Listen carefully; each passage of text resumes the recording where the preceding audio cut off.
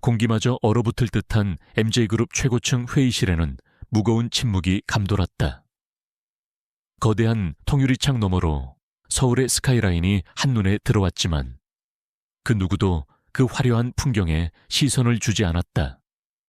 모든 이의 시선은 상석에 앉은 젊은 회장 강지훈에게 쏠려 있었다. 그는 완벽하게 재단된 다크네이비 슈트를 입고 있었고 차가운 무표정은 그의 나이를 가늠하기 어렵게 만들었다. 최민석 변호사가 딱딱한 목소리로 유 원장의 마지막 조항을 다시 한번 읊었다. 선대 회장님의 유언에 따라 강지훈 회장님께서는 3개월 이내에 혼인관계를 증명해야만 모든 상속권을 온전히 승계받으실 수 있습니다. 기한을 넘길 경우 지분의 상당 부분이 사회에 환원되거나 이사회 공동명의로 귀속됩니다. 이사회 임원들의 얼굴에 스쳐 지나가는 미묘한 표정 변화를 강지훈은 놓치지 않았다. 그것은 노골적인 탐욕과 견제의 시선이었다. 강지훈은 굳게 입을 다문 채 손가락으로 테이블을 가볍게 두드렸다.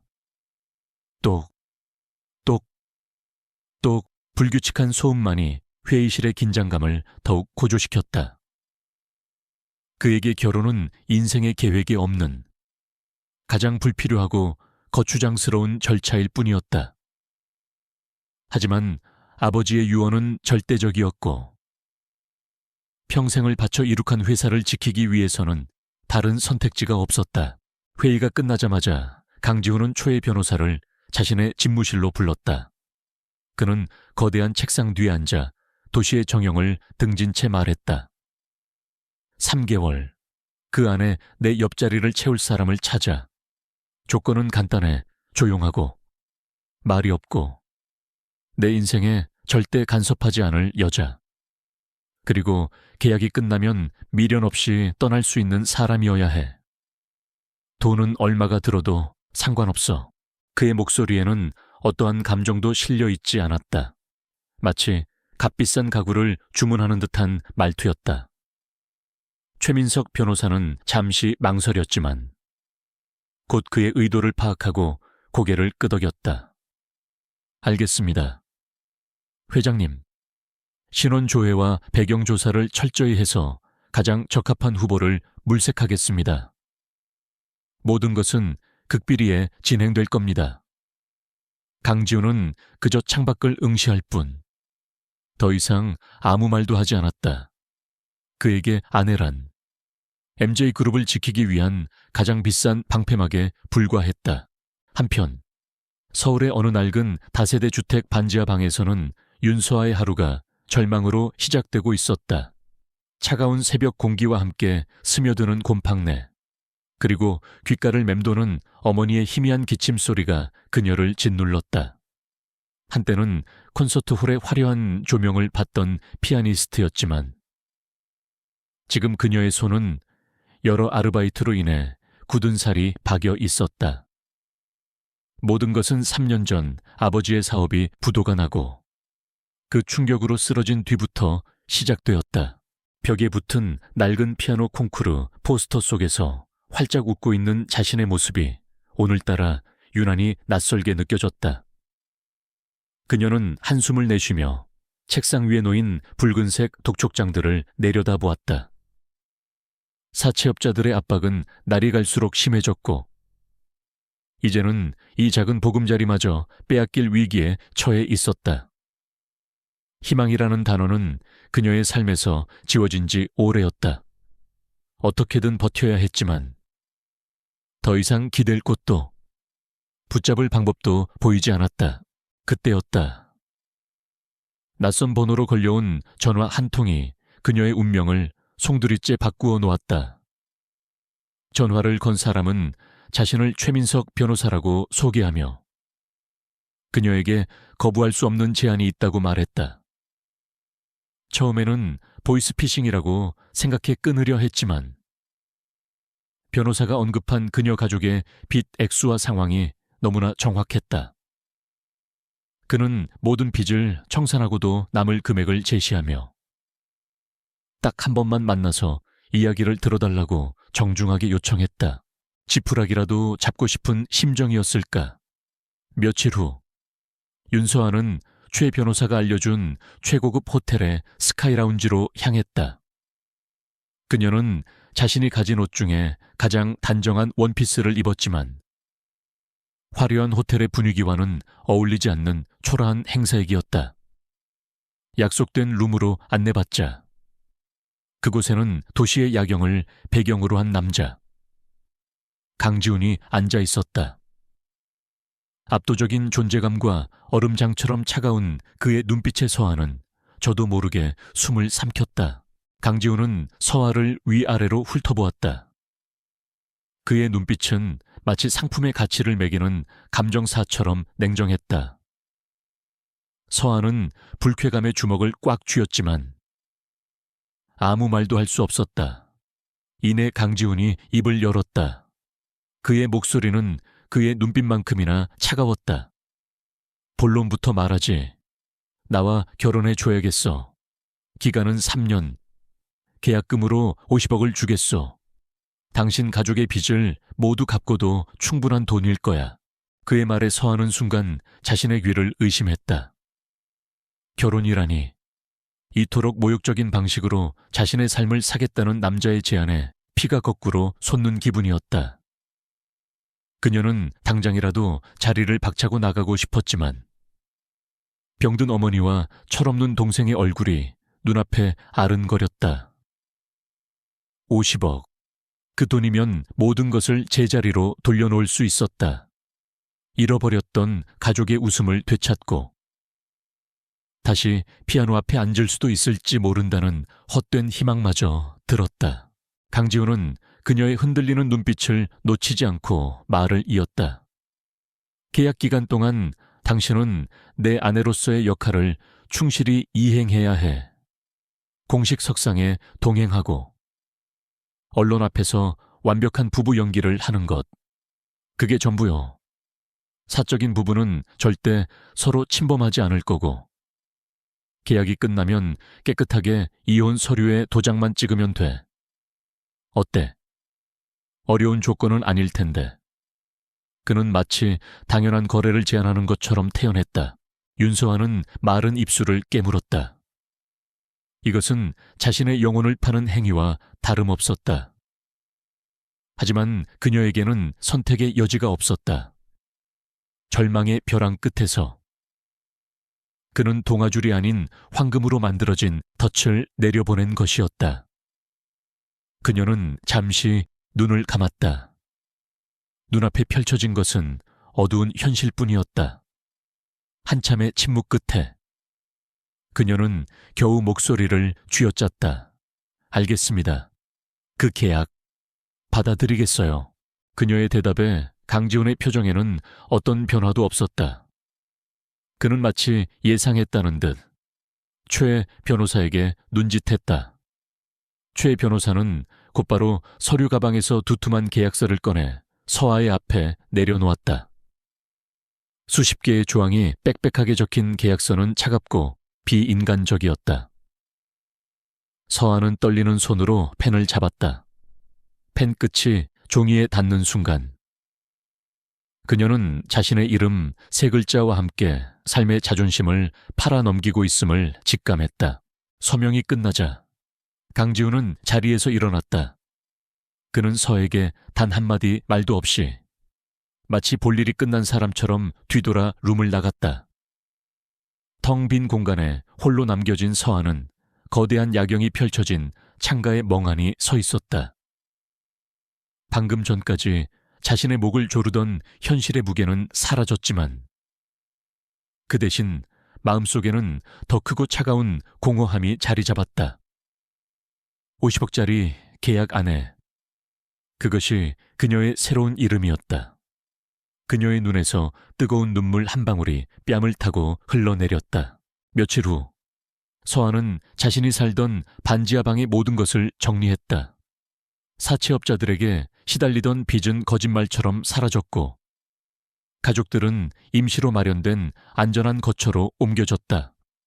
하지만 그 과정에서 서아는 단 한 번도 웃을 수 없었다. 초의 변호사가 보낸 차를 타고 강지훈의 펜트하우스로 향하는 길. 창밖으로 빠르게 스쳐 지나가는 풍경들이 마치 자신의 과거와 작별 인사를 하는 것처럼 느껴졌다. 강지훈의 집은 상상을 초월할 정도로 거대하고 화려했다. 하지만 그 넓은 공간 어디에서도 사람의 온기는 느껴지지 않았다. 마치 잘 꾸며진 거대한 박물관 같았다. 가사 도우미가 그녀의 짐을 정리하는 동안 서한은 낯선 공간을 둘러보았다. 모든 것이 완벽하게 정돈되어 있었지만 그 완벽함이 오히려 숨막히는 이질감을 주었다. 이곳이 앞으로 3년간 그녀가 살아야 할 집이자 연기해야 할 무대였다. 그날 밤 강지훈은 늦게 귀가했다. 그는 서아를 발견하고도 잠시 멈칫했을 뿐 아무런 말도 건네지 않고 자신의 서재로 향했다. 서아는 그 차가운 무관심에 익숙해져야 한다고 스스로를 다독였다. 이것은 철저한 비즈니스 관계일 뿐 그 이상도 그 이하도 아니었다. 그녀는 자신에게 주어진 방으로 들어가 문을 닫았다. 창밖으로 보이는 서울의 야경은 그녀가 있던 반지하 방에서는 상상도 할 수 없는 풍경이었지만 어쩐지 그 어느 때보다 더 외롭고 쓸쓸하게 느껴졌다. 다음 날 아침 서아는 앞으로 그녀가 해야 할 일들에 대한 두꺼운 브리핑 자료를 받았다. 강지훈의 스케줄, 그의 식습관, 좋아하는 것과 싫어하는 것, 그리고 만나야 할 주요 인물들의 프로필까지. 그녀는 마치 중요한 시험을 앞둔 수험생처럼 모든 것을 외워야 했다. 그녀의 첫 번째 공식 임무는 며칠 뒤에 있을 MJ그룹 창립 기념 파티에 강지훈의 아내로서 참석하는 것이었다. 며칠 동안 최고의 스타일리스트와 메이크업 아티스트들이 펜트하우스를 드나들었다. 그들은 서아를 머리부터 발끝까지 완벽한 재벌가 안주인의 모습으로 바꾸어 놓았다. 값비싼 드레스와 화려한 보석들이 그녀의 몸을 감쌌지만 거울 속에 비친 자신의 모습은 여전히 낯설기만 했다. 그녀는 마치 아름다운 인형이 된 것 같았다. 영혼은 텅 비어버린 채 겉모습만 화려하게 치장된 인형 말이다. 파티 당일 강지훈은 처음으로 그녀의 변한 모습을 제대로 마주했다. 짙은 에메랄드색 드레스를 입고 우아하게 서 있는 서아의 모습에 그의 눈빛이 아주 미세하게 흔들렸다. 하지만 그것도 잠시. 그는 이내 평소에 무표정한 얼굴로 돌아와 그녀에게 팔을 내밀었다. 오늘 밤 당신은 내 아내 윤서아야. 단 한순간도 그걸 잊어선 안 돼. 실수 없이 연기하도록.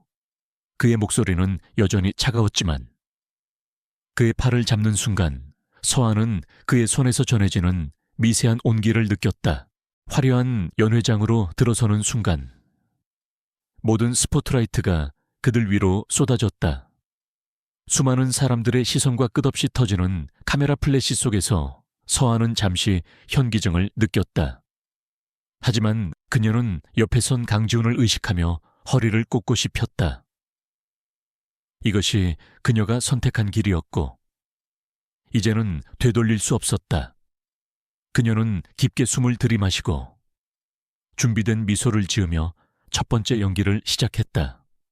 절망의 끝에서 시작된 그녀의 위험한 계약, 결혼의 서막이 오르고 있었다.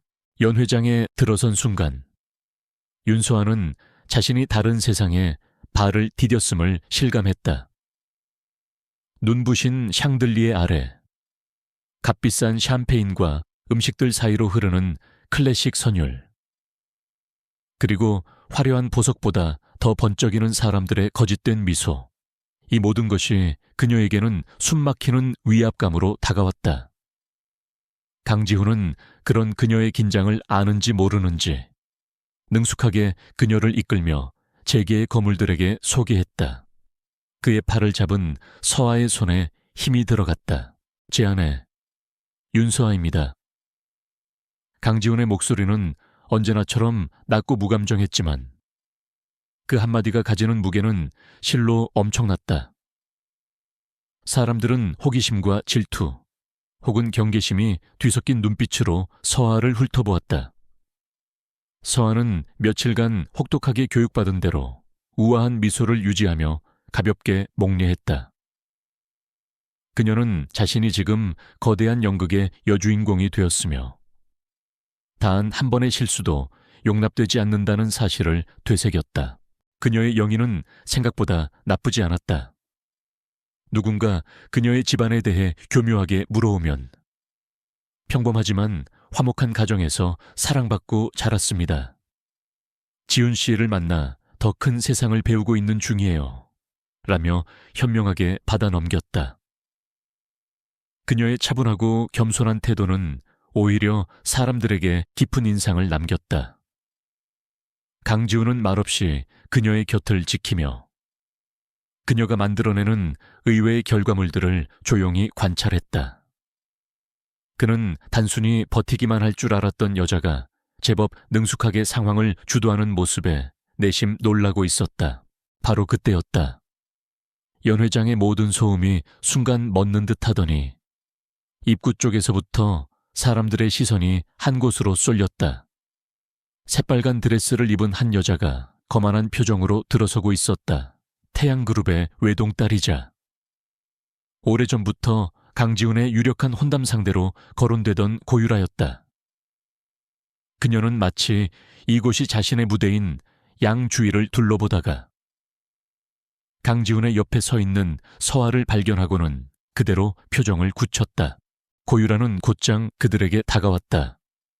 그녀의 높은 구두 소리가 대리석 바닥에 또각거리며 날카롭게 울렸다.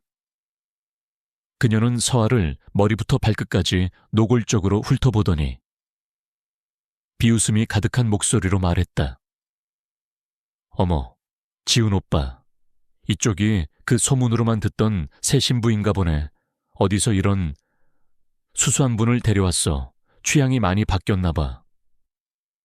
그녀의 말에는 서아의 근본을 무시하는 가시가 잔뜩 돋쳐 있었다. 주변의 공기가 순식간에 차가워졌다. 모두가 숨을 죽인 채 이 흥미로운 삼각관계의 전개를 지켜보고 있었다. 강지훈의 미간이 살짝 찌푸려졌다. 그가 나서서 상황을 정리하려는 순간 서아가 먼저 입을 열었다.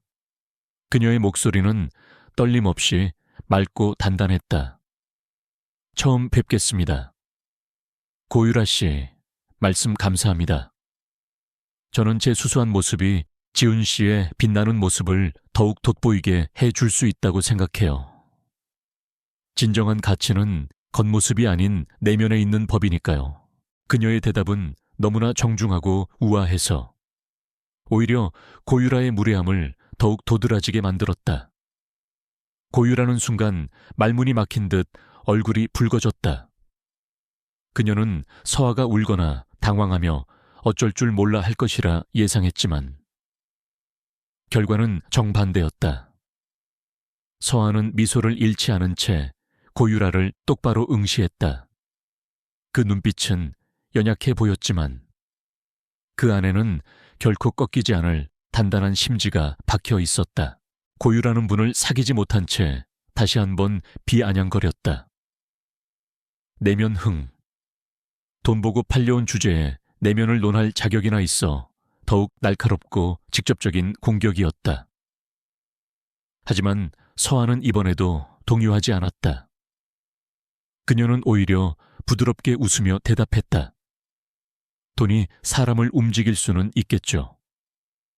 하지만 마음을 움직이는 건 진심뿐이라고 들었습니다. 저는 지훈 씨의 진심을 보고 이 자리에 서 있는 겁니다. 고유라 씨께서도 언젠가 그런 진심을 만나시길 바랄게요. 완벽한 KO였다. 더 이상 공격할 말을 찾지 못한 고유라는 입술을 깨물며 서아를 노려보다가 결국 분에 못 이겨 자리를 떠났다. 그녀가 사라지자 주변에서 억지로 참았던 작은 감탄사들이 터져나왔다. 사람들은 더 이상 서아를 어디서 굴러 들어온지 모를 여자가 아닌 강지훈 회장의 아내로서 인정하는 눈빛으로 바라보기 시작했다. 그녀는 스스로의 힘으로 자신의 가치를 증명해낸 것이었다.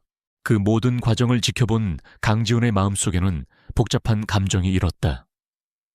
그는 계약 조건에 따라 고분고분하기만 할 줄 알았던 여자가 이토록 강단 있는 모습을 보여주리라고는 상상도 못했다. 그녀는 그가 만들어준 화려한 갑옷 뒤에 숨는 대신 자기 자신의 지혜와 품위로 적의 창을 막아냈다. 그는 처음으로 윤서아라는 여자를 단순한 계약 상대가 아닌 하나의 독립된 인격체로 인식하기 시작했다. 파티가 끝나고 펜트하우스로 돌아오는 리무진 안은 무거운 침묵이 흘렀다. 하지만 이전의 냉랭하고 어색한 침묵과는 다른 종류의 것이었다. 서아는 창밖의 야경을 바라보며 긴장으로 굳었던 몸을 이완시켰다. 오늘 하루가 마치 10년처럼 길게 느껴졌다. 그녀는 자신의 역할이 단순히 옆에 서서 미소만 짓는 것이 아님을 깨달았다. 이 자리는 보이지 않는 전쟁터였고 그녀는 살아남기 위해 싸워야만 했다. 펜트하우스의 현관에 도착했을 때 차에서 내리는 서아를 향해 강지훈이 처음으로 먼저 말을 건넸다. 오늘 수고했어. 예상보다 훨씬 더. 그것은 칭찬이라기보다는 객관적인 평가에 가까운 말투였지만 그에게서는 듣기 힘든 말이었다. 서아는 잠시 놀라 그를 쳐다보았지만 그는 이미 등을 돌려 안으로 들어가고 있었다. 하지만 그 짧은 한마디가 그녀의 지친 마음에 작은 파문을 일으켰다. 그날 이후 집안의 분위기가 미묘하게 달라졌다. 강지훈은 여전히 말이 없고 무뚝뚝했지만 서아를 대하는 태도에서 이전과 같은 완전한 무관심은 느껴지지 않았다. 그는 아침 식사 자리에서 그녀가 좋아하는 반찬을 슬쩍 그녀 쪽으로 밀어주거나 그녀가 밤늦게까지 브리핑 자료를 읽고 있으면 가사 도우미를 통해 따뜻한 차를 전달하게 했다. 아주 사소하고 무심한 행동들이었지만 서아는 그 변화를 느낄 수 있었다. 서아 역시 그에게 조금씩 적응해갔다. 그녀는 더 이상 그를 두려워하거나 어려워하지 않고 필요한 것이 있으면 먼저 말을 걸었다. 그녀는 그의 서재에 꽂힌 책들에 대해 묻기도 하고 그의 넥타이 색깔에 대해 의견을 제시하기도 했다. 물론 대부분의 경우 그는 단답형으로 대답하거나 무시했지만 서아는 포기하지 않았다. 그녀는 이 차가운 성의 주인이 어떤 사람인지 조금씩 알아가고 싶다는 생각을 하게 되었다. 그러던 어느 날 서아는 펜트하우스의 가장 구석에 있는 굳게 잠긴 방 하나를 발견했다. 가사 도우미에게 물어보니 아무도 들어가서는 안 되는 회장님의 개인적인 공간이라고 했다. 호기심이 발동한 서아는 그 방에 대해 강지훈에게 물었지만 그는 싸늘한 표정으로 다시는 그 방에 대해 언급하지 말라고 경고할 뿐이었다. 그의 반응은 너무나 단호해서 서아는 그 방 안에 그가 숨기고 싶어 하는 깊은 상처가 있음을 직감했다.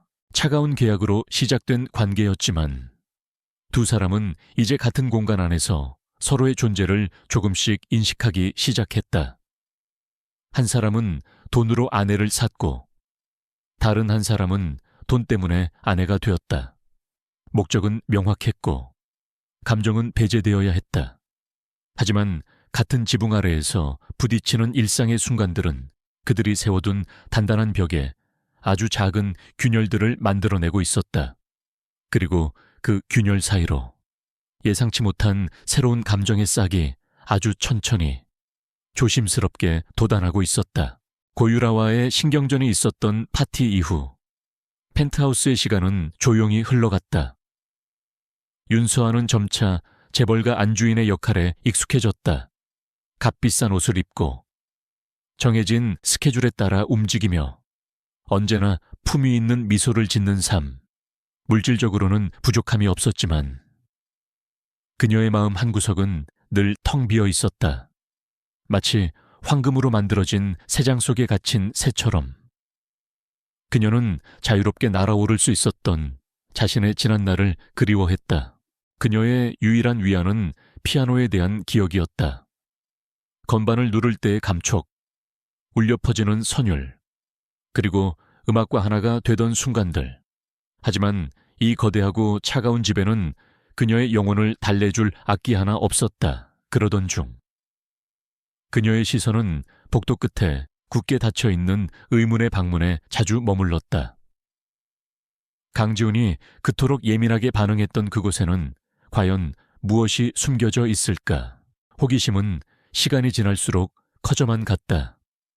어느 날 오후, 강지훈이 출장으로 며칠간 집을 비우게 되었다. 서아는 자신도 모르게 그 방문 앞으로 이끌렸다. 혹시나 하는 마음에 문고리를 잡아 돌려보았지만 역시나 잠겨 있었다. 실망감에 돌아서려던 순간 그녀는 문틈 아래로 아주 희미한 빛이 새어나오는 것을 발견했다. 그리고 코끝을 스치는 아주 오래된 나무와 먼지의 냄새.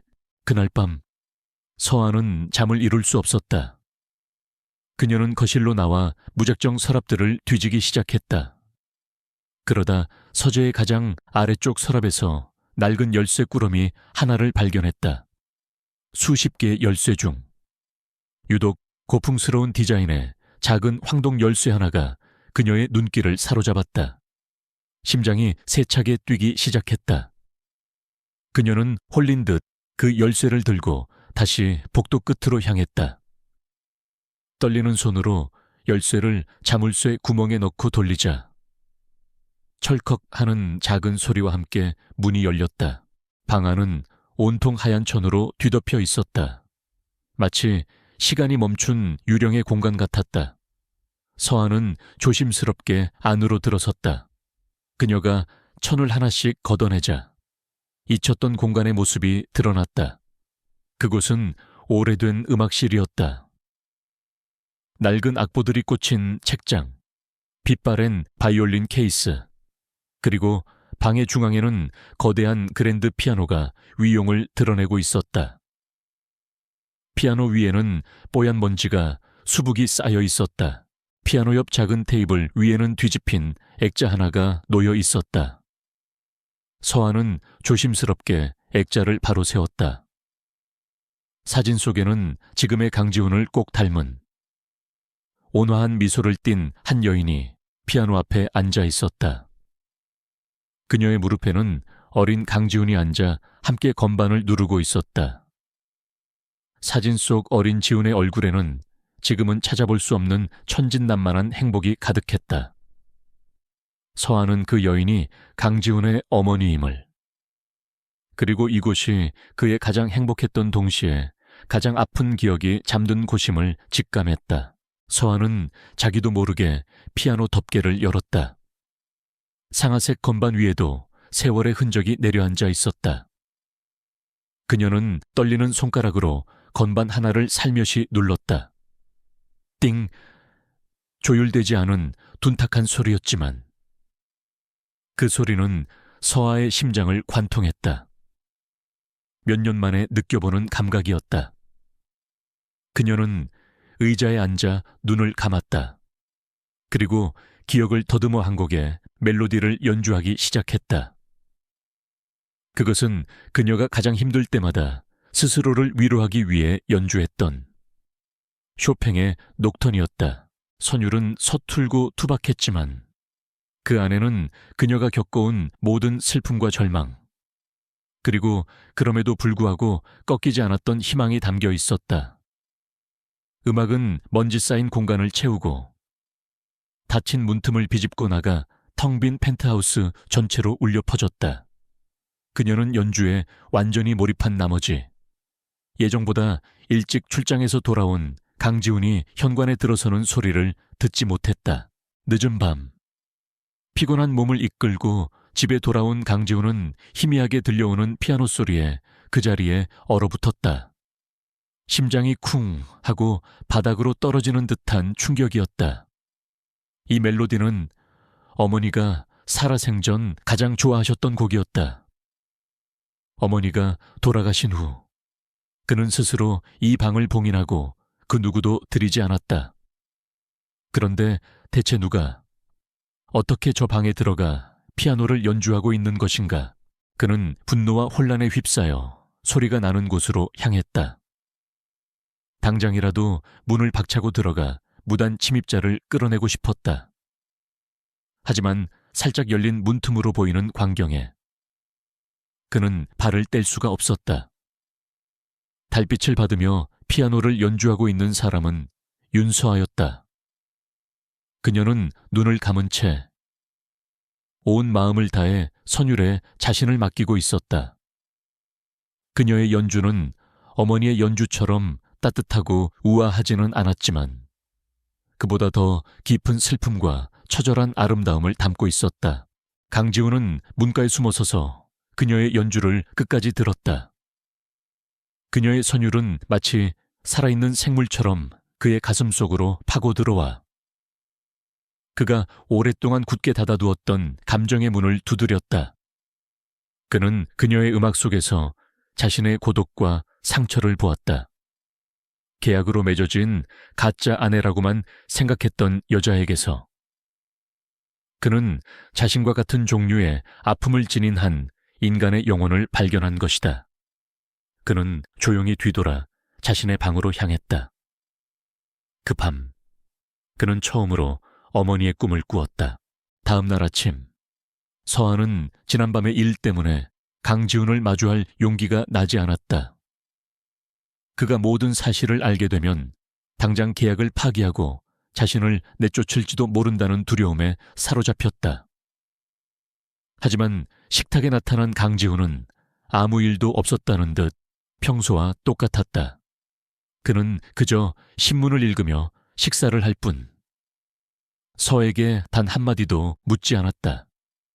그의 침묵이 오히려 서아를 더 불안하게 만들었다. 그런데 그날 오후 낯선 사람들이 펜트하우스를 방문했다. 그들은 국내 최고의 피아노 조율사와 관리팀이었다. 그들은 곧장 음악실로 들어가 먼지 쌓인 피아노를 완벽하게 조율하고 방 전체를 깨끗하게 청소했다. 모든 것은 강지훈의 지시였다. 서아는 어안이 벙벙해서 그 광경을 지켜볼 수밖에 없었다. 그가 화를 내는 대신 그녀를 위해 피아노를 되살려준 것이었다. 그날 저녁, 강지훈은 평소보다 조금 일찍 귀가했다. 그는 아무 말 없이 서재에서 두꺼운 악보집 몇 권을 꺼내 거실 테이블 위에 무심하게 던져 놓았다. 서재에 자리만 차지하는 것들이라 내놓은 거요. 버리든지 말든지 마음대로 해. 그는 퉁명스럽게 말하고는 방으로 들어가 버렸다. 서아는 조심스럽게 악보집을 펼쳐보았다. 그 안에는 그녀가 가장 좋아했던 작곡가들의 피아노 곡들이 가득했다. 그의 행동은 서툴고 투박했지만 그 안에 담긴 의미는 결코 가볍지 않았다. 그는 그녀의 세계를, 그녀의 영혼을 인정해주고 있었다. 서아는 처음으로 이 차가운 남자에게서 희미한 온기를 느꼈다. 그날 밤, 그녀는 완벽하게 조율된 피아노 앞에 다시 앉았다. 그리고 강지훈이 건넨 악보집의 첫 페이지를 펼쳐 맑고 청아한 선율을 펜트하우스 가득 채웠다. 자신의 방에서 그 음악을 듣고 있던 강지훈의 입가에 아주 오랜만에 희미한 미소가 떠올랐다. 피아노 선율이 흐르기 시작한 펜트하우스의 평화는 오래가지 않았다. 강지훈의 얼굴에 다시 그림자가 드리워졌고 그의 주변 공기는 누구도 감히 접근할 수 없을 만큼 날카로워졌다. 그는 서재에서 밤을 새우는 날이 잦아졌고 그의 통화에서는 박성재 회장이라는 이름이 분노와 함께 섞여 나왔다. 윤서아는 그 이름이 MJ그룹의 오랜 숙적이자 무자비하기로 소문난 세진건설의 회장이라는 것을 금세 알 수 있었다. MJ그룹이 사활을 걸고 추진 중인 친환경 신도시 개발 프로젝트에 세진건설이 비열한 방식으로 제동을 걸고 나선 것이었다. 박성재 회장은 언론에 익명의 제보를 흘려 MJ그룹에 자금난 루머를 퍼뜨리는가 하면 프로젝트에 참여하기로 한 핵심 협력사들을 뒤에서 압박하여 계약을 철회하게 만드는 등 비열한 수법을 서슴지 않았다. 명백한 증거가 없는 교묘한 공격에 강지훈과 MJ그룹은 속수무책으로 당할 수밖에 없었다. 펜트하우스는 거대한 전쟁 상황실처럼 변해갔다. 최민석 변호사를 비롯한 핵심 임원들이 밤낮을 가리지 않고 드나들었고 거실 테이블 위에는 언제나 복잡한 서류와 설계 도면들이 어지럽게 널려 있었다. 서한은 그들의 대화에 끼어들 수도 어떤 도움을 줄 수도 없었다. 그녀는 그저 그들의 지친 모습을 위해 조용히 차를 내어가거나 방해되지 않도록 음악실에서 소리를 줄여 피아노를 연주할 뿐이었다. 자신이 아무런 도움이 되지 못한다는 무력감에 서한은 답답함을 느꼈다. 그녀는 더 이상 강지훈을 단순한 계약 상대로만 생각하지 않았다. 같은 공간에서 그의 고뇌와 분투를 지켜보면서 어느새 그녀는 그의 편이 되어 그를 응원하고 있었다. 그녀는 그가 어지럽히고 나간 서류들을 정리하며 난생 처음 보는 기업 보고서와 계약서들을 유심히 들여다보기 시작했다. 내용은 이해할 수 없었지만 무엇이라도 알고 싶었다. 그러던 어느 날 밤, 강지훈은 극도로 지친 얼굴로 귀가했다. 그는 들고 있던 두꺼운 서류 뭉치를 거실 테이블 위에 거의 던지다시피 내려놓고는 곧장 서재로 들어가 버렸다. 서한은 한숨을 내쉬며 흩어진 서류들을 정리하기 시작했다. 프로젝트의 핵심 자재를 공급할 하청업체들의 계약서와 회사 소개서들이었다. 그녀는 서류들을 가지런히 쌓다가 무심코 한 업체의 로고의 시선이 멎었다. 아진금속이라는 이름의 회사였다. 그런데 어딘가 이상했다. 며칠 전 다른 보고서 묶음에서 보았던 아진금속의 로고와 미세하게 다른 느낌이었다. 그녀는 자신의 기억력을 의심하며 고개를 저었지만 한번 각인된 이미지는 머릿속에서 사라지지 않았다. 피아니스트로서 수만 개의 악보를 통째로 외우며 단련된 그녀의 기억력은 사진처럼 정확했다.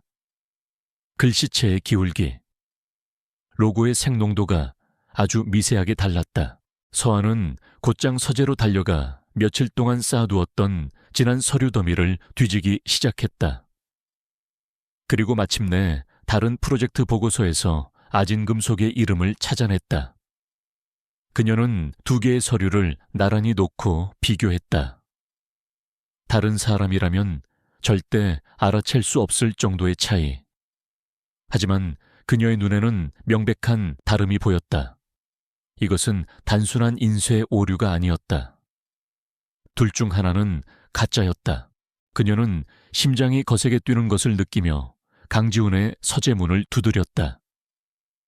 잔뜩 날이 서 있던 강지훈은 그녀의 갑작스러운 방문에 짜증 섞인 표정을 지었다. 무슨 일이오? 지금은 당신과 한가하게 이야기 나눌 시간 없어. 하지만 서한은 물러서지 않았다. 그녀는 두 개의 서류를 그의 책상 위에 펼쳐놓고 두 로고의 차이점을 손가락으로 짚었다. 회장님, 이것 좀 보세요. 이상해요. 같은 회사인데 로고가 달라요. 처음에 강지훈은 그녀의 말을 대수롭지 않게 여겼다. 피곤해서 헛것을 본 거겠지. 고작 로고 하나 다르다고 뭐가 문제라는 거요. 하지만 서한은 단호했다. 아니에요. 이건 단순한 실수가 아니에요. 제가 며칠 전에 봤던 다른 재무보고서 속에 로고는 분명히 이쪽이었어요. 이건 마치 급하게 흉내 낸 것처럼 조잡해요. 그녀의 확신에 찬 목소리에 강지훈은 비로소 서류를 제대로 들여다보기 시작했다. 그는 반신반의하며 최민석 변호사에게 전화를 걸어 지금 당장 두 아진금속이라는 회사에 대한 모든 정보를 다시 조사하라고 지시했다. 그리고 몇 시간 후 최 변호사로부터 믿을 수 없는 사실이 보고되었다. 서아가 가짜라고 지목한 로고의 회사는 불과 한 달 전에 설립된 유령 회사였으며 그 회사의 대표이사가 바로 박성재 회장의 처남이라는 것이었다. 모든 퍼즐 조각이 맞춰지는 순간이었다. 박성재는 핵심 자재 공급 업체와 똑같은 이름의 유령 회사를 만들어 계약을 체결하고 결정적인 순간에 자재 공급을 중단시켜 프로젝트 전체를 마비시키려 했던 것이다.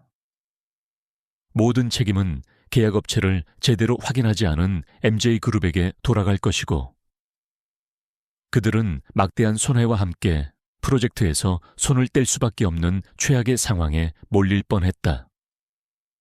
수십 명의 전문가들이 매달려 검토했지만 아무도 발견하지 못했던 치명적인 함정이었다.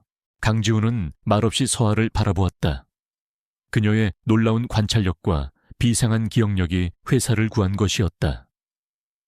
그는 그동안 그녀를 그저 연준화하는 세상 물정 모르는 여자라고만 생각했다.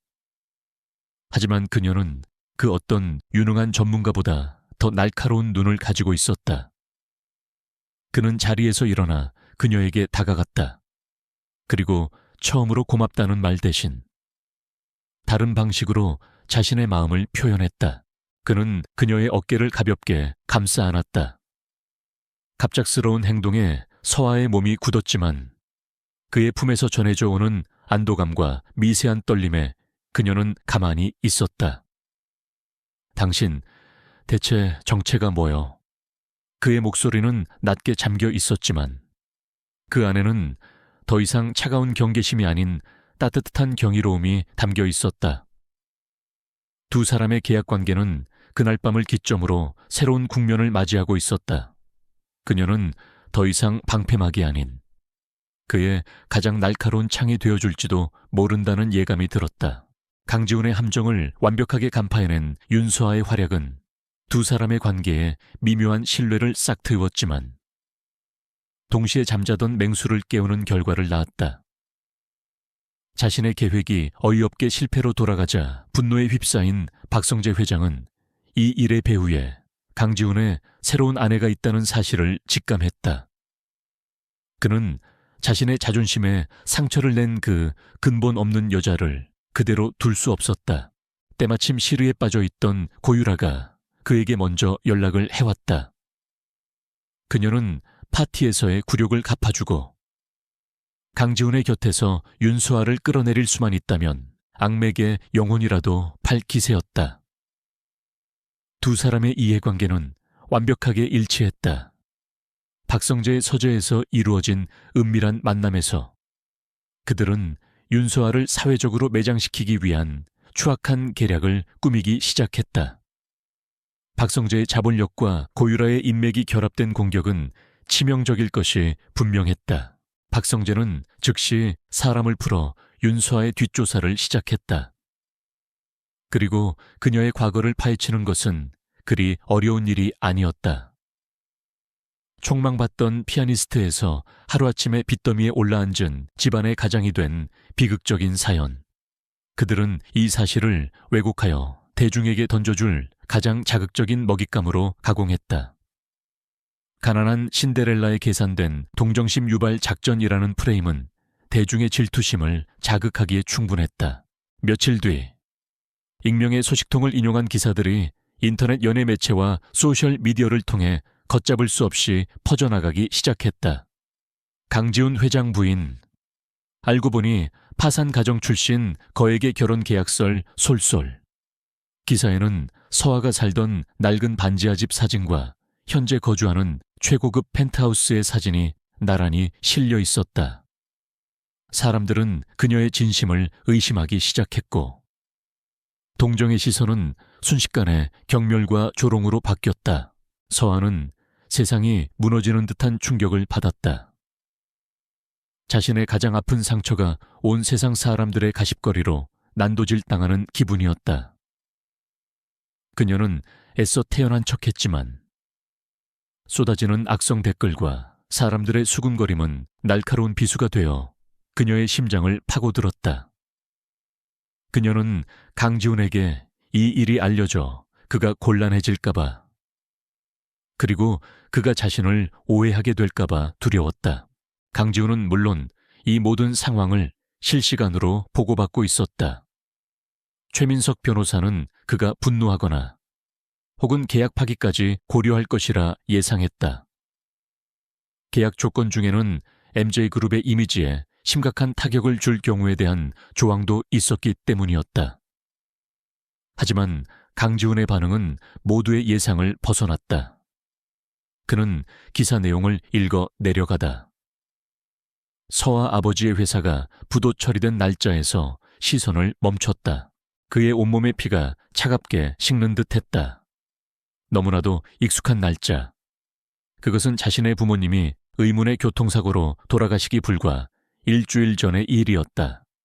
그리고 서아 아버지의 회사를 파산으로 몰고 간 결정적인 원인이었던 해외 선적 부품의 원인 불명 고장 사건.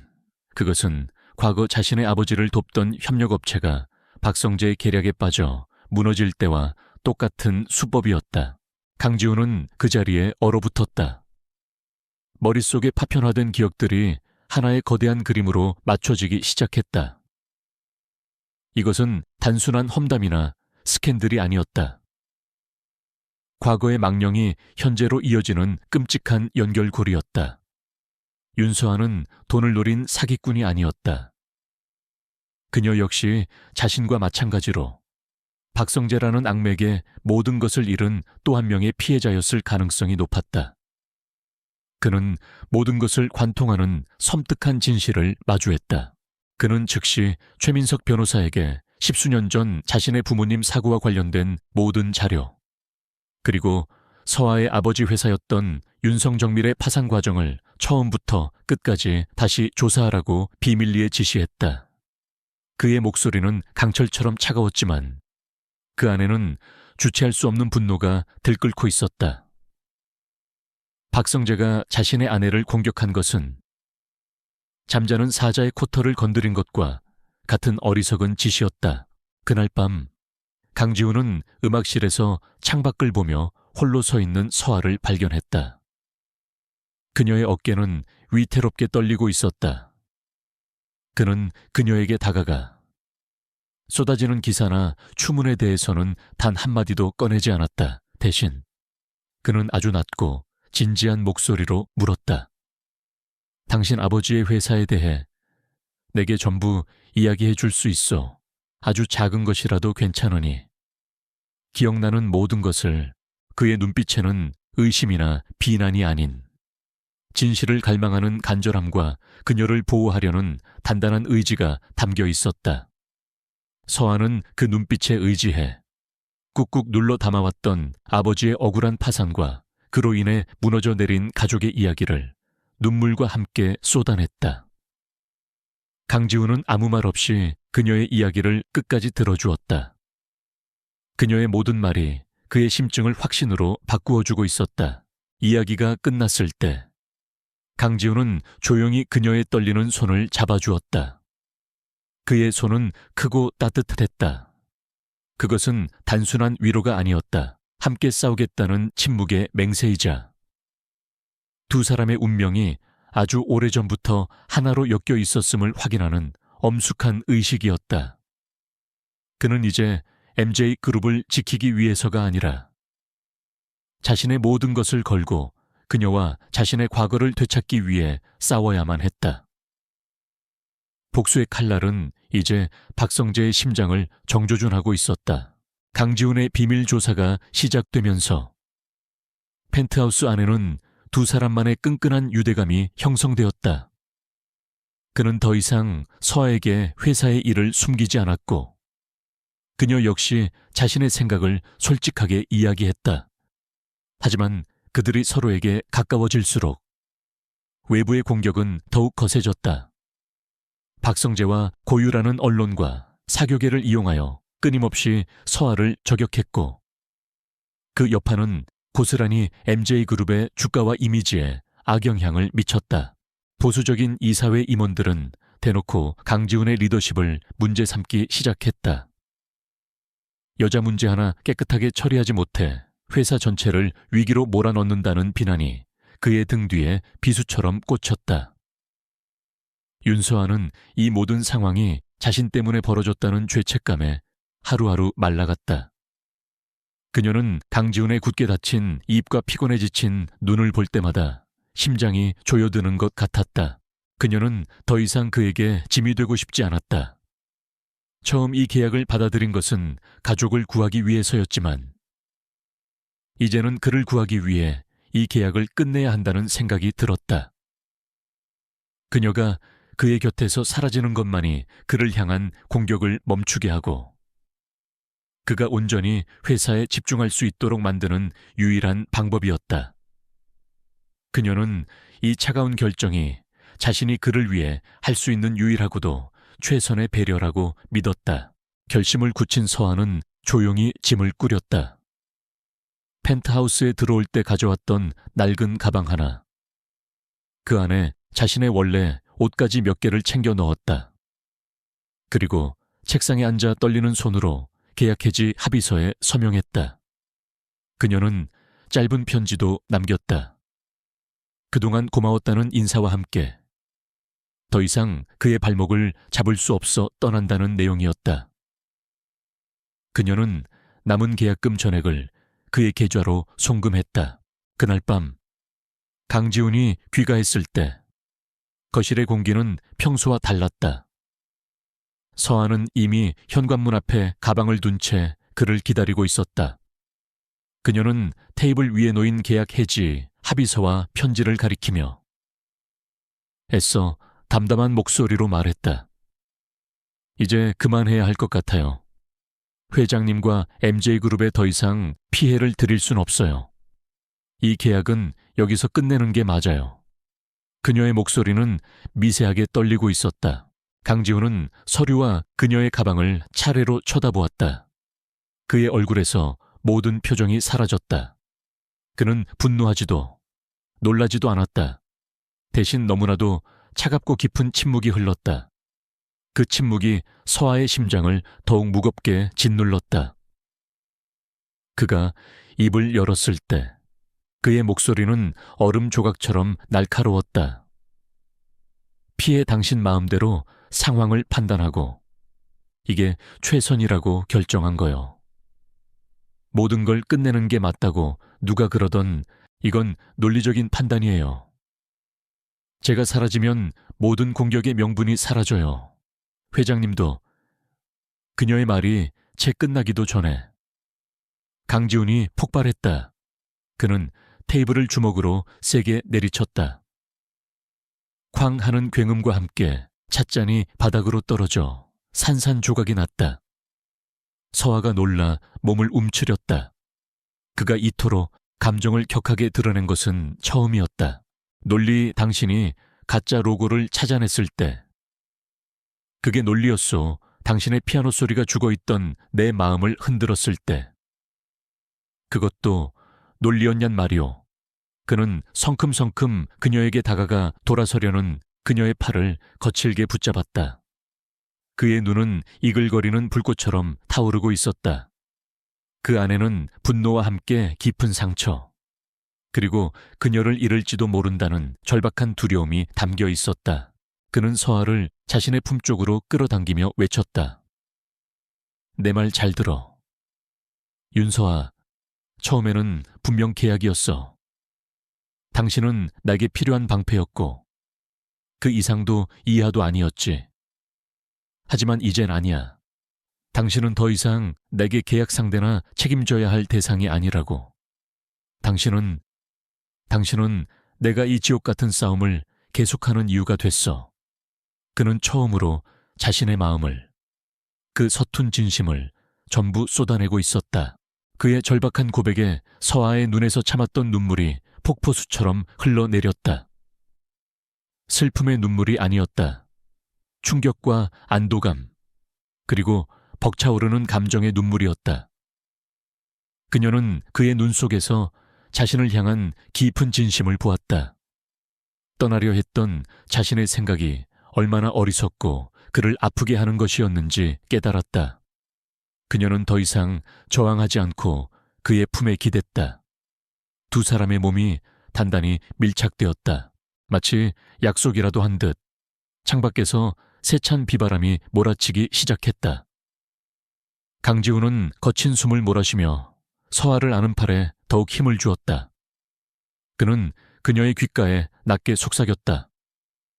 떠나는 건 허락 못해. 절대로 도망칠 생각 따윈 하지 마. 이 싸움은 이제 당신 혼자만의 것도 나 혼자만의 것도 아니니까 우리가 함께 끝내는 거야. 그의 목소리는 단호했고 그 어떤 약속보다 더 굳건했다. 한참 후 강지훈은 그녀를 안았던 팔을 풀고 테이블 위에 놓인 계약 해지 합의서를 집어들었다. 그리고 서아가 보는 앞에서 그것을 갈기갈기 찢어버렸다. 종이 조각들이 빗소리를 배경으로 바닥에 흩날렸다. 이제 더 이상 계약 같은 건 없어. 처음부터 존재하지 않았던 거야. 그는 부드럽게 그녀의 젖은 뺨을 감싸 쥐었다. 오직 우리만 있을 뿐이야. 폭풍 후 치는 밤. 두 사람의 마음은 비로소 완벽하게 하나가 되었다. 폭풍우가 지나간 다음 날 아침, 펜트하우스의 공기는 놀랍도록 맑고 상쾌했다. 어젯밤의 격정적인 대립과 화해는 두 사람 사이에 존재하던 마지막 벽마저 허물어버렸다. 이제 강지훈과 윤서아는 더 이상 계약으로 맺어진 파트너가 아니었다. 그들은 공동의 적을 앞에 둔 서로의 가장 든든한 아군이자 운명 공동체였다. 두 사람은 나란히 앉아 아침 식사를 하며 앞으로 시작될 방역의 서막을 그렸다. 그날부터 펜트하우스의 서재는 그들만의 비밀 전쟁기지가 되었다. 강지훈은 전면에 나서 박성재의 숨통을 조이는 역할을 맡았다. 그는 최민석 변호사와 함께 MJ그룹의 법무팀과 전략기획팀을 총동원했다. 우선 박성재가 MJ그룹을 공격하기 위해 만들었던 유령 회사의 증거를 이용해 그의 자금줄과 인맥에 균열을 일으키기 시작했다. 믿었던 파트너들이 등을 돌리자 박성재는 조금씩 고립되었다. 동시에 강지훈은 박성재의 탐욕을 자극할 거대한 미끼를 던졌다. 그는 MJ그룹이 차세대 반도체 신소재 개발에 성공했다는 거짓 정보를 의도적으로 흘렸다. 이 정보는 박성재의 귀에 들어갔고 그는 눈앞의 이익에 눈이 멀어 막대한 자금을 투자해 MJ의 기술을 빼내기 위한 산업 스파이 활동의 혈안이 되었다. 강지훈은 그가 스스로 무덤을 파고 들어오도록 차분히 기다렸다. 한편 윤서아는 과거의 진실을 파헤치는 임무를 맡았다. 그녀의 무기는 피아노와 음악, 그리고 사람의 마음을 움직이는 진심이었다. 그녀는 아버지의 낡은 유품 속에서 빛바랜 수첩 하나를 발견했다. 그곳에는 아버지 회사였던 윤성정밀의 직원들 이름과 연락처가 적혀 있었다. 그녀는 한 사람 한 사람에게 연락을 취하기 시작했다. 대부분은 이미 오래전 일이라며 입을 닫았지만 그녀는 포기하지 않았다. 그러던 중 서아는 아버지께서 유독 신뢰했던 김영수 부장이라는 인물에 대한 단서를 얻었다. 그는 윤성정밀의 핵심 기술을 책임지던 엔지니어였으나 회사가 부도난 직후 홀연히 자취를 감추었다고 했다. 서아는 그가 사건의 진실을 알고 있을 유일한 인물이라고 확신했다. 그녀는 수소문 끝에 그가 클래식 음악, 특히 희귀한 바로크 시대의 음악을 광적으로 좋아한다는 사실을 알아냈다. 이것이 기회였다. 서아는 강지훈의 도움을 받아 작은 자선 음악회를 기획했다. 후원금 전액을 희귀병 아동들에게 기부한다는 명분을 내걸고 공연 프로그램에는 음악 애호가가 아니라면 알 수 없는 바로크 시대 작곡가의 비공개 곡을 포함시켰다. 그리고 언론을 통해 이 음악회에 대한 기사를 대대적으로 내보냈다. 그녀는 김영수 부장이 이 미끼를 물고 나타나 주기를 간절히 기도했다. 두 사람의 작전은 서로 다른 곳에서 진행되었지만 완벽한 이중주처럼 맞물려 돌아갔다. 강지훈이 박성재의 발을 현지에 묶어두는 동안 서한은 과거의 문을 여는 열쇠를 찾아 헤맸다. 그들은 밤마다 서재에 마주 앉아 각자 수집한 정보들을 공유하며 거대한 퍼즐을 맞춰 나갔다. 그 과정에서 두 사람의 신뢰와 애정은 더욱더 깊고 단단해졌다. 마침내 음악회 당일, 서한은 떨리는 마음으로 무대에 올랐다. 그녀의 연주는 그 어느 때보다 간절했다. 그녀는 자신의 모든 진심을 담아 건반 위에 쏟아냈다. 연주가 끝나고 관객석을 둘러보던 순간 그녀는 객석 뒤편에서 조용히 자신을 지켜보고 있는 한 중년 남성과 눈이 마주쳤다. 초라한 행색이었지만 날카로운 눈빛과 굳게 담은 입술. 서한은 그가 김영수 부장임을 직감했다. 공연이 끝난 후 서한은 분장실에서 그를 기다렸다. 잠시 후 문을 열고 들어온 김영수 부장은 깊은 한숨과 함께 입을 열었다. 그는 서아의 진심이 담긴 연주와 그녀가 자신의 아버지와 너무나도 닮아있는 모습에 결국 마음을 열기로 결심했다고 말했다. 그는 지난 10수년간 양심의 가책 속에서 숨어 지내야 했던 모든 진실을 털어놓기 시작했다. 그의 증언은 충격적이었다. 과거 윤성정밀의 부품 결함은 박성재가 보낸 조직폭력배들의 협박 아래 김영수 부장이 직접 조작한 결과물이었다. 그는 협박에 못 이겨 검사 보고서를 위조했고 그 증거로 당시의 상황을 몰래 녹음했던 녹음 테이프와 박성재 측으로부터 돈을 받은 내역이 적힌 비자금 장부를 비밀리에 보관하고 있었다. 이것이야말로 박성재의 죄를 입증할 결정적인 증거, 즉 스모킹 건이었다. 모든 증거를 확보한 강지훈과 윤서아는 이제 마지막 무대를 준비했다. 그들은 MJ그룹 창립 기념일을 맞아 젊은 예술가들을 후원하는 대규모 자선 갈라 콘서트를 개최한다고 발표했다.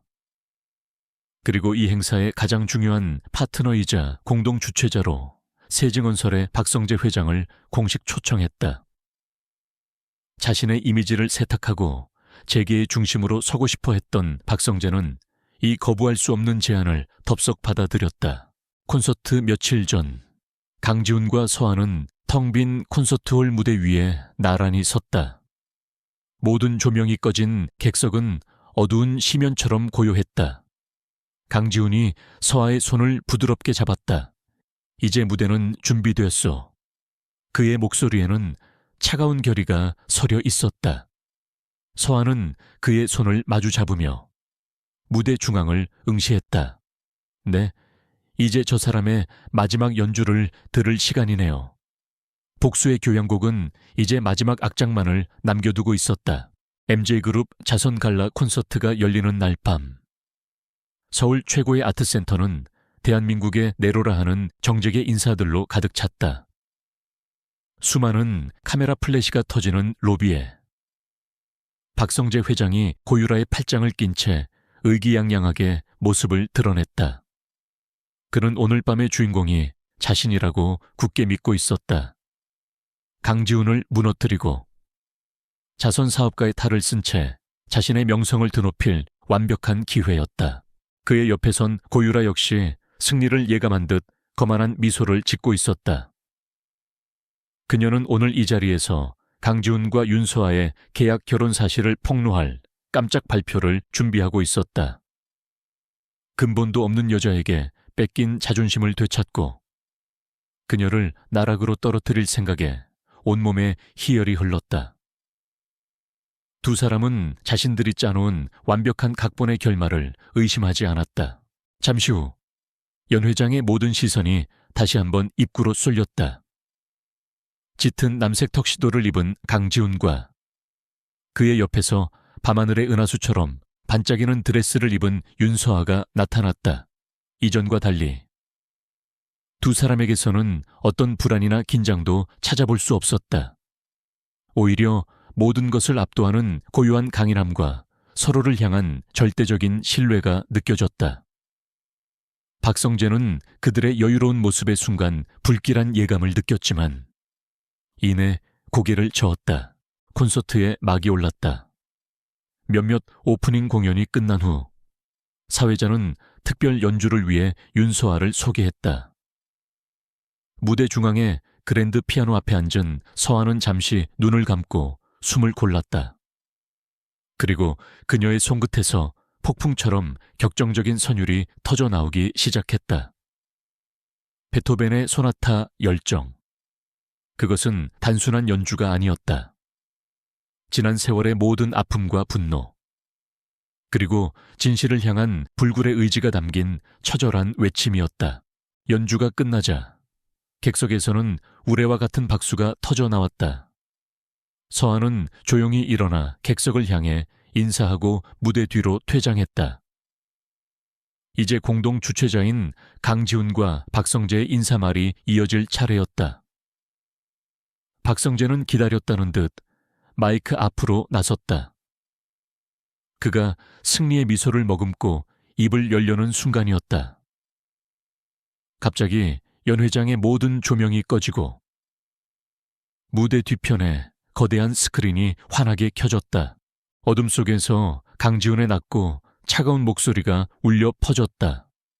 박성재 회장님의 좋은 말씀을 듣기 전에 제가 여러분께 먼저 들려드려야 할 이야기가 있습니다. 너무나도 오랫동안 거짓의 장막 뒤에 숨겨져 있던 진실에 대한 이야기입니다. 당황한 박성재가 무대 감독에게 소리치려 했지만 스크린에 떠오른 첫 번째 이미지에 그는 그 자리에 얼어붙고 말았다. 스크린에는 아진금속이라는 두 개의 서로 다른 로고가 나란히 떠 있었다. 그리고 강지훈은 유령 회사가 어떻게 만들어졌고 그 대표가 박성재의 처남이라는 사실을 증거 자료와 함께 차분히 설명해 나갔다. 객석이 술렁이기 시작했다. 이어서 화면에는 초췌한 모습의 김영수 부장이 나타났다. 그는 눈물을 흘리며 과거 박성재의 협박을 받아 윤성정밀의 검사 보고서를 조작해야만 했던 사실을 떨리는 목소리로 고백했다. 객석의 술렁임은 경악으로 바뀌었다. 박성재의 얼굴은 하얗게 질려갔다. 하지만 이것은 시작에 불과했다. 강지훈은 마지막 증거라며 하나의 음성 파일을 재생했다. 김 부장, 쓸데없는 생각 말고 시키는 대로 해. 당신 딸내미가 피아노를 그렇게 잘 친다며 손가락 몇 개 부러지는 거 보고 싶지 않으면 말이야. 찢어질 듯한 협박범의 목소리가 콘서트 홀 전체에 울려 퍼졌다. 모든 것이 끝났다고 생각한 순간 강지훈은 자신의 부모님 사진을 스크린에 띄웠다. 그리고 그는 10수년 전 부모님의 차를 정비했던 정비공이 사고 직전 박성재의 유령 회사로부터 거액의 돈을 받은 계좌 이체 내역을 공개했다. 모든 사건의 배후, 모든 비극의 시작점에 박성재가 있었음을 알리는 결정적인 증거였다. 콘서트 홀은 아수라장이 되었다. 거짓말 전부 조작된 거야. 저놈이 날 모함하는 거라고 박성재는 무대 위에서 미친 사람처럼 소리쳤지만 그의 발악을 믿는 사람은 아무도 없었다. 고유라는 옆에 서 있는 남자가 단순한 악당이 아닌 악마였다는 사실에 충격을 받아 바닥에 주저앉았다. 수많은 카메라 플래시가 공포에 질린 그들의 얼굴을 무자비하게 터뜨렸다. 바로 그때 콘서트 홀의 모든 문이 활짝 열리며 수십 명의 검찰 수사관들이 들이닥쳤다. 그들은 망연자실에 있는 박성재를 향해 곧장 걸어왔다. 강지훈은 차가운 눈으로 그 광경을 지켜보다 조용히 무대 뒤편으로 걸어갔다. 그곳에는 눈물을 흘리고 있는 서아가 서 있었다. 강지훈은 말없이 그녀의 손을 단단히 잡아주었다. 길고 길었던 복수의 교향곡. 그 마지막 악장이 마침내 끝을 맺고 있었다. 갈라 콘서트의 밤이 남긴 파장은 거대했다. 대한민국은 재계의 악마, 박성재 회장의 두 얼굴이라는 헤드라인으로 뒤덮였다. 그의 모든 범죄 행각이 만천에 드러났고 세징언설의 주가는 휴지 조각이 되었다. 한때 철옹성 같았던 그의 제국은 하룻밤 사이에 모래성처럼 무너져 내렸다. 여론은 윤서에게 돌아섰다. 그녀는 더 이상 돈에 팔려온 신데렐라가 아닌 거대한 악에 맞서 진실을 밝혀낸 용감한 여인으로 칭송받았다. 며칠 후 최민석 변호사가 최종 보고를 위해 펜트하우스를 찾았다. 박성재는 구속 수감되어 법의 심판을 기다리고 있었고 그의 범죄에 가담했던 인물들 역시 줄줄이 소환 조사를 받고 있었다. 공범이나 다름없었던 고유라는 집안에서 버림받은 채 해외로 도피하듯 쫓겨났다. 기나긴 싸움은 마침내 완벽한 정의 구현으로 막을 내렸다. 모든 것이 제자리를 찾은 것이다. 펜트하우스에는 오랜만에 평화가 찾아왔다. 더 이상 서재는 전쟁 상황실이 아니었고 거실에는 긴급보고 서류 대신 잔잔한 클래식 음악이 흘렀다. 하지만 모든 위협이 사라지자 두 사람 사이에는 새로운 종류의 어색함이 감돌기 시작했다. 그들을 묶어주었던 복수와 생존이라는 절박한 명분이 사라진 지금 그들은 서로를 어떻게 정의해야 할지 알 수 없었다. 특히 윤서아의 마음은 복잡했다. 그녀는 이제 더 이상 세상의 비난을 받지도 빚에 쫓기지도 않았다. 아버지의 명예도 회복했다. 강지훈과의 계약은 모든 면에서 완벽하게 이행되었고 심지어 그 이상의 결과를 낳았다. 그렇다면 이제 자신이 이곳에 머물러야 할 이유가 있을까? 뜨거운 고백과 입맞춤을 나누었지만 그것이 이 관계를 지속시킬 충분한 이유가 되는지 그녀는 확신할 수 없었다. 강지훈은 그녀의 불안을 예민하게 감지하고 있었다. 그녀가 예전처럼 피아노를 연주하면서도 어딘가 슬픈 표정을 짓거나 거대한 펜트하우스 안에서 길 잃은 아이처럼 서성일 때마다 그의 마음은 무겁게 가라앉았다. 그는 더 이상 이 불확실한 관계를 그대로 둘 수 없다고 생각했다. 그는 자신의 진심을, 흔들리지 않는 미래를 그녀에게 보여주어야만 했다. 어느 날 저녁, 강지훈은 음악실에서 쇼팽의 야상곡을 연주하고 있는 서아에게 다가갔다. 그는 잠시 그녀의 연주를 말없이 듣고 있다가 조용한 목소리로 말했다. 잠시 내 서재로 와줄 수 있겠소. 그의 진지한 표정의 서아는 심장이 쿵 하고 내려앉는 기분이었다. 올 것이 왔다는 예감이 들었다. 그녀는 조용히 고개를 끄덕이고 그의 뒤를 따랐다. 서재의 풍경은 그들이 처음 만났던 호텔의 스카이라운지를 떠올리게 했다. 강지훈은 거대한 책상 뒤에 앉아 있었고 그 모습은 여전히 위압적이었지만 더 이상 차갑게 느껴지지는 않았다. 그의 책상 위에는 서류 뭉치 2개가 나란히 놓여 있었다. 서아는 마른 입술을 깨물며 그의 맞은편 의자에 앉았다. 무슨 말이 나올지 짐작조차 할 수 없었다. 강지훈은 첫 번째 서류 뭉치를 그녀 앞으로 밀었다. 그것은 완벽하게 작성된 혼인계약 해지 합의서였다. 우리의 첫 번째 계약은 모든 조건이 완벽하게 충족되었소. 당신의 이름은 깨끗해졌고 가족들은 안전하며 더 이상 나나 MJ그룹을 위협하는 것은 아무것도 없어. 그러니 이제 당신은 자유요. 당신의 삶으로, 당신의 음악으로 돌아가도 좋아. 그의 목소리는 지독히도 담담했다. 서아의 눈앞이 흐려졌다. 자유. 한때 그토록 갈망했던 단어였지만 지금 그의 입에서 나온 그 말은 세상에서 가장 잔인한 사형 선고처럼 들렸다. 심장이 갈갈이 찢기는 듯한 고통이 밀려왔다. 결국 자신은 그에게 이용 가치가 닿은 계약 상대일 뿐이었을까? 눈물을 보이지 않으려 애썼지만 뜨거운 눈물 한 방울이 손등 위로 떨어지고 말았다. 그녀가 고개를 숙이고 떨고 있을 때 강지훈이 두 번째 서류를 그녀 앞으로 밀었다. 그것은 아무것도 적히지 않은 깨끗한 혼인신고서 용지였다. 하지만 나는 당신이 두 번째 계약을 고려해 주었으면 좋겠소. 그의 목소리가 부드럽게 떨려왔다. 서한은 놀라 고개를 들었다. 그는 어느새 책상을 돌아 나와 그녀의 앞에 한쪽 무릎을 꿇고 있었다. 그의 손에는 작지만 눈부시게 빛나는 반지가 들려 있었다.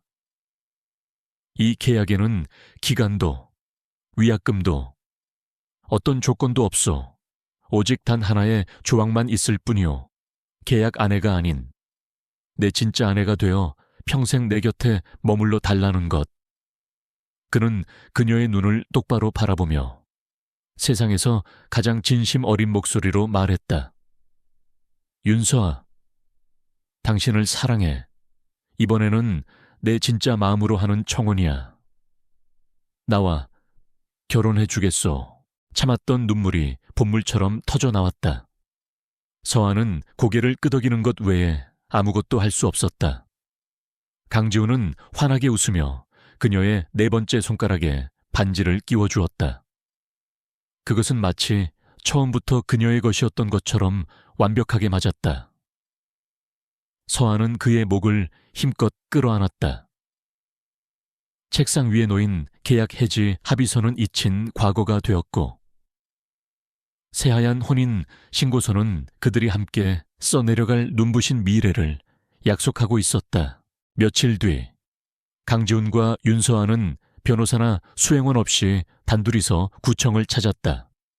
화려한 스포트라이트도 수십억 원짜리 계약서도 없었다. 그들은 평범한 연인들처럼 나란히 서서 떨리는 손으로 혼인신고서에 빈칸을 하나씩 채워나갔다. 서로의 이름 옆에 배우자로서 자신의 이름을 적어 넣는 순간 두 사람은 비로소 완벽한 하나가 되었음을 실감했다. 법적인 서류 한 장이 이토록 따뜻하고 벅찰 수 있다는 것을 처음으로 알았다. 그들의 결혼식은 세간의 예상과 달리 아주 작고 소박하게 열렸다. 수많은 언론과 재계 인사들로 북적이는 호텔 연회장이 아닌 따스한 햇살이 쏟아지는 작은 정원이 그들의 무대였다. 하객은 오직 사랑하는 가족과 진정한 친구들 뿐이었다. 건강을 되찾은 서아의 어머니는 딸의 손을 잡고 하염없이 기쁨의 눈물을 흘렸고 강지훈은 그런 장모의 손을 따뜻하게 잡아주었다. 서아는 세상이 정해준 드레스가 아닌 자신이 직접 고른 순백의 드레스를 입고 천천히 입장했다. 그녀의 시선은 오직 제단 앞에서 자신을 기다리는 한 남자에게 고정되어 있었다. 한때 얼음 왕자라 불렸던 남자는 세상 가장 따뜻한 미소를 지으며 그녀를 맞이했다. 그들은 서로에게 의무나 조건을 내거는 대신 영원한 사랑과 신뢰를 담은 진심 어린 서약을 나누었다. 그들의 입맞춤과 함께 새로운 인생의 교향곡이 시작되고 있었다. 시간이 흘러 1년 뒤 서울예술의 전당은 피아니스트 윤서아, 귀환이라는 포스터로 도배되었다. 티켓은 오픈과 동시에 전성 매진을 기록했다. 무대 공포증을 완전히 극복하고 돌아온 그녀는 더 이상 과거의 상처에 얽매이지 않았다. 그녀의 손끝에서 울려 퍼지는 음악은 이제 슬픔과 인내가 아닌 사랑과 환희, 그리고 눈부신 희망으로 가득 차 있었다. 연주가 끝나자 객석에서는 기립박수가 쏟아졌다. 객석 가장 앞줄 중앙에는 언제나처럼 강지훈이 앉아 있었다. 그는 더 이상 일에 중독된 차가운 기업가가 아니었다. 아내의 연주를 세상에서 가장 자랑스러운 눈빛으로 바라보는 평범한 한 남자일 뿐이었다. MJ그룹 직원들 사이에서는 회장님이 사랑에 빠진 후 인간미가 생겼다는 말이 공공연한 농담처럼 오고 갔다. 그는 아내의 가장 열렬한 첫 번째 팬이자 든든한 후원자였다. 공연이 끝나고 분장실은 축하객들로 북적였지만 서아의 눈은 오직 한 사람만을 찾고 있었다. 인파를 헤치고 다가온 강지훈은 그녀가 가장 좋아하는 프리지어 꽃다발을 그녀의 품에 안겨주었다. 오늘도 최고였어. 내 아내. 그는 다른 사람은 들을 수 없는 목소리로 속삭였다. 두 사람이 서로를 바라보는 눈빛 속에는 그들만이 아는 깊은 사랑과 역사의 언어가 담겨 있었다. 이야기는 다시 그들의 보금자리가 된 펜트하우스에서 이어진다. 그곳은 더 이상 차가운 황금세장이 아니었다. 벽난로 위에는 두 사람의 행복한 결혼 사진이 걸려 있었고 피아노 옆에는 서아의 악보들이 자연스럽게 흩어져 있었다. 집 안 곳곳에는 사람의 온기와 사랑의 흔적이 가득했다. 한때 굳게 잠겨있던 음악실의 문은 이제 언제나 활짝 열려 아름다운 멜로디를 세상 밖으로 내보내고 있었다. 어느 늦은 밤, 서아는 거실의 피아노 앞에 앉아 자신이 직접 만든 작은 멜로디를 연주하고 있었다. 조용히 다가온 강지훈이 뒤에서 그녀를 부드럽게 감싸 안았다. 그는 그녀의 어깨에 턱을 기댄 채 감미로운 선율에 귀를 기울였다. 이 곡의 제목은 뭐여? 그의 나지막한 질문에 서아가 그의 품에 편안하게 기대며 미소 지었다. 우리의 교향곡. 그녀가 속삭이듯 대답했다. 시작은 조금 불협화음이었지만 지금의 피날레는 꽤 아름답지 않나요? 강지훈은 대답 대신 그녀의 이마에 부드럽게 입을 맞추었다. 두 사람은 오랫동안 그 자세 그대로 서로의 온기를 나누며 조용한 음악을 감상했다. 절망적인 계약에서 시작되어 영원한 사랑으로 완성된 그들의 멜로디가 달빛 어린 서울의 밤하늘 아래 영원히 울려 퍼지고 있었다.